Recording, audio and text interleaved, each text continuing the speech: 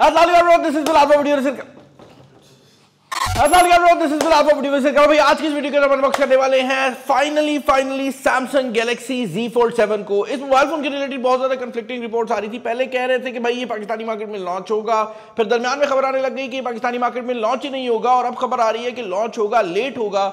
लेकिन मैं further wait नहीं कर सकता था और आप लोगों को वेट नहीं करवा सकता था। यही वजह है कि हमारे पास यहाँ पर सैमसंग गैलेक्सी Z Fold 7 जो है ये पहुंच चुका है। अब इस मोबाइल फोन की अगर आप PTA अप्रूव्ड कॉस्ट की बात करते हैं, अगर आप इसको बाहर से कहीं से मंगवाते हैं और इसकी PTA अप्रूवल करते हैं, तो ये 5,75,000 रुपए के करीब पाकिस्तानी मार्केट के अंदर पड़ता है। फॉर द टाइम बीन इसका PTA टैक्स बहुत कम शो हो रहा है। ये जो पर्टिकुलर यूनिट है ये यूट्यूब मोबाइल फोन वालों ने हमें भेजा है, जिनकी कचहरी बाजार में UBL बैंक के बिल्कुल साथ शॉप है। मैं यहाँ पर उनका नंबर डाल दूंगा। PTA अप्रूव्ड ये मोबाइल फोन पाकिस्तानी मार्केट के अंदर 5,75,000 की पड़ रही है, जो कि एक इंसेन चीज है। उसकी रीजन ये है कि इस मोबाइल फोन का जो इंटरनेशनल प्राइस टैग है, अगर उसी को देखा जाए तो ये तकरीबन 530 540 का इंटरनेशनल मार्केट में पड़ता है। तो पाकिस्तानी मार्केट में PTA अप्रूवल की कॉस्ट काफी कम है, और यही चीज जो है ये अभी के लिए कंज्यूमर्स को फायदा दे रही है। जब ये फोन ऑफिशियली लॉन्च हो गया तो हो सकता है कि इसका प्राइस टैग ऊपर की तरफ निकल जाए। जो वेरिएंट आज हमारे पास मौजूद है ये 512 GB वाला वेरिएंट है। इसके बहुत वेरिएंट्स आ रहे हैं, और अनबॉक्सिंग एक्सपीरियंस की अगर आप बात करते हैं, बाय द वे जो कलर हमारे पास मौजूद है ना, इसका एग्जैक्ट नेम है ब्लू शैडो। और मैं मोबाइल फोन को यहाँ पर निकाल लेता हूँ। मैं इसको एक बार पहले देख चुका हूँ। इसके ऊपर आएंगे, पहले जरा बॉक्स के अंदर बाकी आने वाले सामान पे नजर मार लेते हैं, क्योंकि कुछ ज़्यादा है नहीं, तो मैंने सोचा जल्दी टाइम गुजर जाएगा।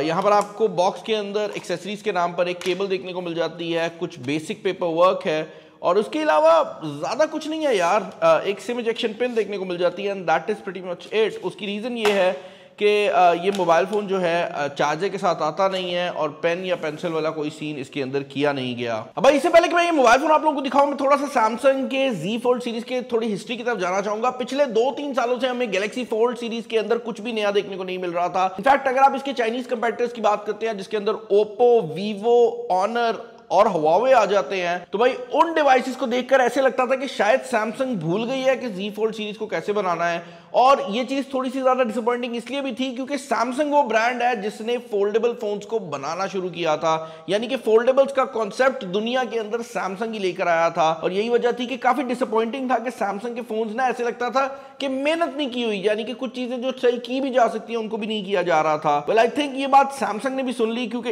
इस मोबाइल फोन के अंदर सैमसंग जज्बाती हो गया है। मैं ये बात इसलिए कर रहा हूं क्योंकि इस मोबाइल फोन के अंदर जो चीज सैमसंग बेहतर कर सकता था और बेहतर की तरफ लेकर जा सकता था, सैमसंग ले गया है। फर्स्ट ऑफ ऑल जरा इसके ऊपर मौजूद ये प्लास्टिक रैप सा जो है इसको रिमूव कर लेते हैं।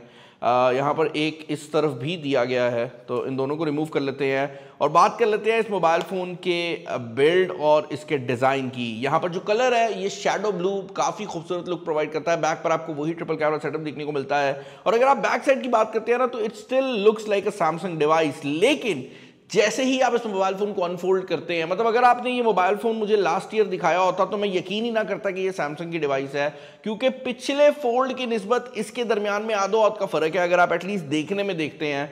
और यहाँ पर आप देख सकते हैं कि ये बहुत रेजर थिन हो गया है, टू अ पॉइंट वेयर अब मिलीमीटर्स की गेम रह गई है। और जब इतनी कम मतलब नंबर्स की गेम रह जाए ना, तो मतलब आप ये समझें कि जो ऑनर का वर्ल्ड रिकॉर्ड होल्डिंग फोल्डेबल है वो भी इससे पतला है, लेकिन ये उसके इतना करीब आ गया है कि अब मिलीमीटर्स के भी अंदर वाला जो नंबर होता है ना, पॉइंट मिलीमीटर्स, उसकी गेम रह गई है। तो मुझे ऐसा लगता है कि ये फोन अब इतना पतला हो गया है कि इससे ज्यादा पतला होने की जरूरत नहीं है। लेकिन सैमसंग ने इस फोन को सिर्फ पतला नहीं किया, सैमसंग ने इसका वेट भी कम किया है। ये पहले की निस्बत लाइट वेट भी हो गया है, और इस मोबाइल फोन के अंदर सैमसंग ने जो अपग्रेड्स वैसे आप एक्सपेक्ट करते हैं 1 साल बाद, वो सब भी कर दिए हैं। तो यहाँ पर जो ऑपरेटिंग सिस्टम है वो भी आपको लेटेस्ट मिलता है, जो कि इनका One UI है। और One UI जो है, खैर ये बात तो है कि One UI आपको हर सैमसंग डिवाइस पे देखने को मिल जाएगा।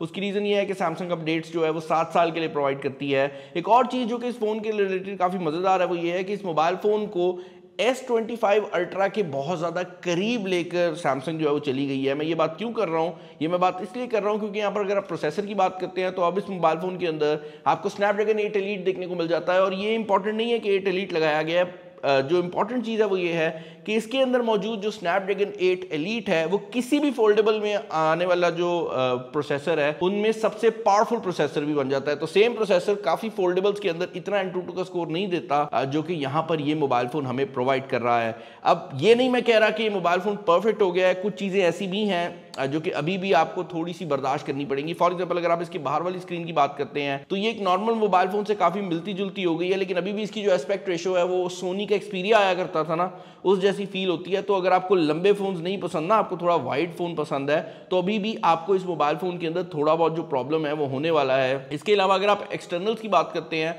तो एक और चीज जिसको आप थोड़ा सा फील करेंगे वो ये है कि इसके जो स्पीकर यूनिट्स हैं वो पहले की निस्बत साइज में छोटे हो गए हैं। अब अगर आप इसको एक नॉर्मल फोन से कंपेयर करेंगे, इसकी आवाज अच्छी है, बट अगर आप इसको कंपेयर करते हैं सैमसंग के अपने Z Fold 6 के साथ या सैमसंग की किसी फ्लैगशिप के साथ, तो वहां पर आपको फील होगा कि इसकी आवाज़ थोड़ी कम है। एक और चीज़ जो कि यहाँ पर मैं ऐड करना चाहूँगा वो ये है कि इसको पतला करने के चक्कर में सैमसंग ने ये मैकेनिज्म काफ़ी मजबूत कर दिया है, बट इसका प्रॉब्लम ये है कि इसको ओपन करने में ना बाकायदा मेहनत लगती है। लाइक आपको जोर लगाना पड़ता है, ये मैग्नेट्स इतने स्ट्रांग हैं कि आपको 1 सेकंड वेट करना पड़ता है, उसमें ये अनलॉक होते हैं और आपको ये मोबाइल फ़ोन जो है ये देखने को मिल जाता है। जो इंटरनल स्क्रीन है वो भी बहुत अच्छी क्वालिटी की स्क्रीन लगाई गई है और यहाँ पर कॉर्निंग गोरिल्ला ग्लास सेरेमिक 2 को यूज़ किया गया है। बैक साइड पर भी आपको विक्टर्स की जो ऑप्शन है वो देखने को मिल जाती है। तो नॉट द सेम थिंग जो कि आपको S25 अल्ट्रा पे देखने को मिलती है, बट स्टिल काफ़ी अच्छी क्वालिटी का डिस्प्ले जो है वो लगा दिया गया है। फ्रंट और इंटरनल डिस्प्ले दोनों ही 120 हर्ट्ज के रिफ्रेश रेट को सपोर्ट करते हैं। एक और बहुत बड़ा चेंज जो कि मैं देख रहा था कि जितने भी इंटरनेशनल यूट्यूबर्स थे वो कह रहे थे कि भाई ये क्यों किया है, बट मुझे लगता है बहुत अच्छा किया है, वो है इस मोबाइल फोन का front camera. Samsung for the longest time बाहर आपको नॉर्मल कैमरा देता था, अंदर वाली साइड पर 4 मेगापिक्सल का एक इन डिस्प्ले कैमरा देता था, जिसका फायदा ये होता था कि जब आप मोबाइल फोन को नॉर्मल कंडीशन में यूज कर रहे होते थे आपको कैमरा नजर नहीं आता था। बट उसका नुकसान ये था भाई कि अगर आप तस्वीरें भी खींचते थे ना तो तस्वीरों पर भी ऐसे लगता था कि किसी ने शॉपर चढ़ा के ना कैमरे के ऊपर तस्वीर खींची हुई है, ऑब्वियसली क्योंकि वो स्क्रीन के नीचे से पिक्चर खींचने की कोशिश कर रहा होता था। तो वो चीज़ भी इस मोबाइल फोन में सॉल्व कर दी गई है। मैं यहाँ पर आपको इसके कैमरा का रिजल्ट भी दिखा देता हूँ। ये इसके इंटरनल कैमरा से ही रिकॉर्डेड है। जो बाहर वाले कैमराज हैं गेम उनकी भी उठ गई है और यहाँ पर आपको जो मेन कैमरा है वो अब 200 मेगापिक्सल्स का देखने को मिल जाता है। ये एग्जैक्टली वही कैमरा है जो कि S25 अल्ट्रा के ऊपर आ रहा है और हमने जो इस कैमरा को टेस्ट किया है इसके बारे में मेरे 2 ओपिनियंस हैं। अगर आप इसको S25 अल्ट्रा के बराबर समझ रहे हैं तो ऐसा नहीं है, इसकी परफॉर्मेंस उससे कम है। और अगर आप इसको दूसरी फोल्डेबल डिवाइसेस से कंपेयर कर रहे हैं तो मैं ये कहूँगा कि मुझे वीडियो इसकी पसंद आई है, लेकिन जो तस्वीरें हैं वो दूसरी फोल्डेबल डिवाइसेस की पसंद आई है, क्योंकि मुझे ऐसा लगता है कि ओप्पो, वीवो, ऑनर की जो एल्गोरिदम की गेम है वो बहुत स्ट्रांग है। तस्वीरों में सैमसंग जो है ना वो ज़रा नेचुरल करने के चक्कर में तस्वीरों में ना वो एक HDR इफेक्ट जो कि आप ऐसी तस्वीर नहीं ये प्रोड्यूस करता जिसको आप डायरेक्टली इंस्टाग्राम पे लगा सकें। इसकी तस्वीर को आपको एडिट करना पड़ेगा, जबकि बाकी जो ब्रांड्स हैं उनकी तस्वीर इतनी ब्राइट और इतनी वाइब्रेंट होती है कि आप कहते हो भाई ये सीधी ही अपलोड हो सकती है। बट वीडियो क्वालिटी में ये मोबाइल फ़ोन काफ़ी सॉलिड है, 8K वीडियो रिकॉर्डिंग भी सपोर्ट करता है।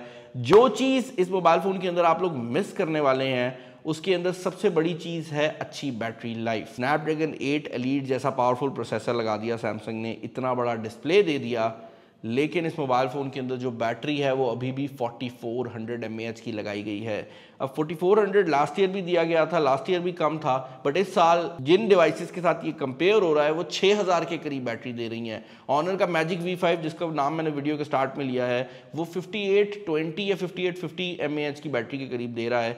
ये मोबाइल फ़ोन अभी भी आपको 4400 दे रहा है। और एक और प्रॉब्लम इस मोबाइल फ़ोन के साथ ये भी है कि यहाँ पर अभी भी जो सैमसंग की फास्ट चार्जिंग है उसमें भी हमें कोई खातिर ख्वाह इंक्रीज जो है वो देखने को नहीं मिला। इसके अलावा यार यहाँ पर जो IP रेजिस्टेंस है वो भी IP48 है, जिसका मतलब ये है कि अगर इसके ऊपर रेत वगैरह आप डालते हैं तो वो इसका बड़ा नुकसान कर सकती है। तो यहाँ पर जो डस्ट रेजिस्टेंस है वो इतनी कोई खास नहीं है, बट पानी में आप जहाँ मर्जी डाल दें, मतलब इसको पूल में फेंक दें, इवन समुद्र में फेंक लें, ये मोबाइल फ़ोन ज़्यादा प्रॉब्लम नहीं क्रिएट करेगा। वह समुद्र में शायद कर भी दे क्योंकि नमक होता है, नमक जब जम जाएगा तो फिर प्रॉब्लम हो सकती है, बट वैसे अगर आप इसको डीप पानी में फेंक भी देते हैं इसको पानी से कोई मसला नहीं आने वाला।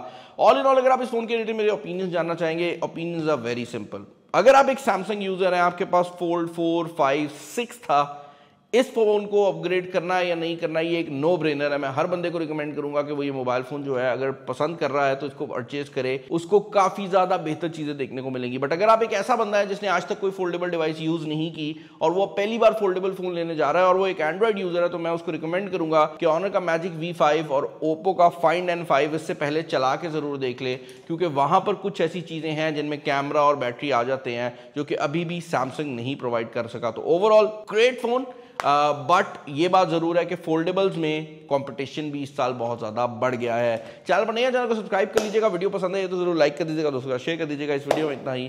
This is Bilal signing off, Allah हाफिज़। और हाँ यार, ये हिलता जुलता भी बहुत है।